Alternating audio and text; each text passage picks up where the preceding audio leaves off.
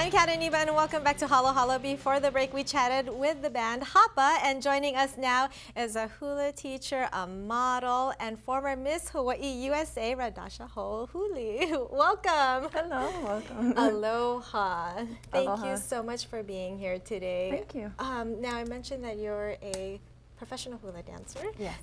Take me back. How did you get started? Well, I grew up dancing with my auntie. She taught Polynesian Review back out in Nanakuli on the west side of Oahu.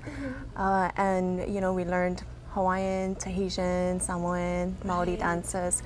So I grew up basically learning a whole mixture of the Polynesian dances. When I graduated from high school, I started working at Paradise Cove Luau. And I trained under the late Kumu O'Brien Eselu, and he really took my hula to a different level. And then you decided to do it professionally. Yes. And you've been working with HAPA for several years now. Yes, for about 3 years now. How did that come about? You know what? I met Barry and Leslie, I want to say back in 2001 or so. We were doing a PBS special, and I had met them backstage, and we had kept in contact throughout the years. And it wasn't until, a couple years ago that we started working together. Collaborating. Yeah, and it's been great.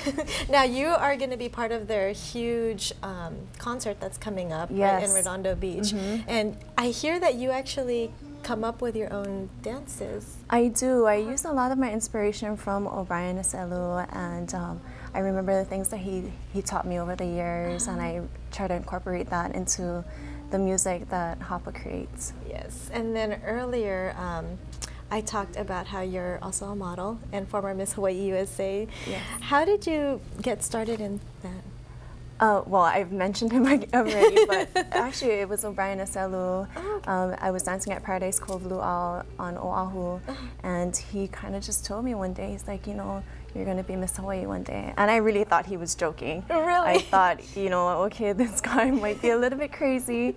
But, you know, he taught me so many things. And through the pageants, I learned a lot of life lessons through him and another, one of my mentors, Amos Kotomori. And what was one of the most important life lessons you learned from that experience? Gosh, there are so many. But if I had to choose one, I would say to always remember where I come from. And so I always go back to the fact that I'm from Nanakuli. It's west side of the island. It's kind of out on the outskirts of Honolulu, so not too many people. Country, right? Yeah, so not too many people, you know too much about Nanakuli. But whenever I get a chance, I do speak about it. Now, going back to working with HAPA, what is it about their music that inspires you? Gosh, it's you know, what I really enjoy is hearing the background to how Barry comes up with or writes his music, and that helps me to put a different kind of emotion into my hula. I love hearing stories about you know, where composers come up with their ideas. I do too, right? Yeah, it's so great. It's so crazy, and you know, they were.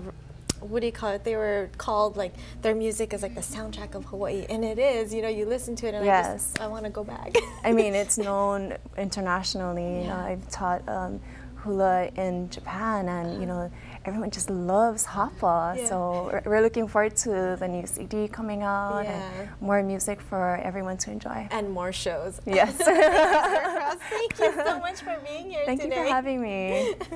We're going to take a quick break, but don't go anywhere because Radasha and HAPA perform all after the break.